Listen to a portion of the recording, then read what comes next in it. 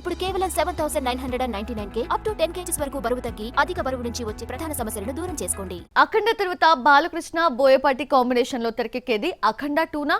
అఖండ 2 final అయితే sets పైకి వచ్చేటప్పుడు కాన్సెప్ట్ ఏంటి? వీటన్నింటికి సమాధానం వచ్చేసింది. Watch the story.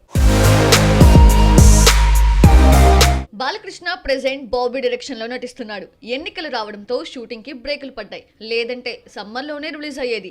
ఎన్నికల తర్వాత బాబీ సినిమాను పూర్తి చేసి బోయపాటి డైరెక్షన్ లో జాయిన్ అవుతాడు బాలయ్య. అఖండ 2ని ఎలక్షన్స్ తర్వాత అనౌన్స్ చేస్తామని బోయపాటి తెలపడంతో బాలయ్య పుట్టినరోజు జూన్ 10న లాంఛనంగా ప్రారంభించే ఛాన్స్ ఉంది.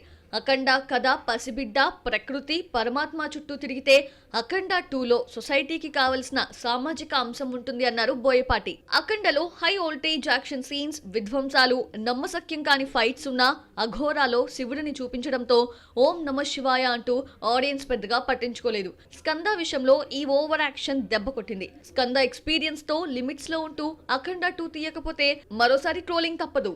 సింహ లెజెండ్ మాదిరి అఖండ కూడా యాక్షన్ మూవీనైనా బాలయ్యను అఘోరాలా కొత్తగా చూపించి సక్సెస్ అయ్యాడు బోయపాటి. మరి అఖండ 2లో బాలకృష్ణను ఎలా చూపిస్తాడన్న ఆసక్తి నెలకొంది.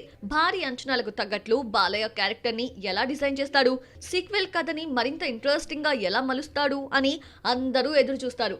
ఈ లెక్కన బోయపాటి అఖండను మించిన హోంవర్క్ చేయాలి. స్కంద డిజాస్టర్ నుంచి బయటపడాలంటే అఖండ 2 హిట్ చాలా అవసరం కూడా.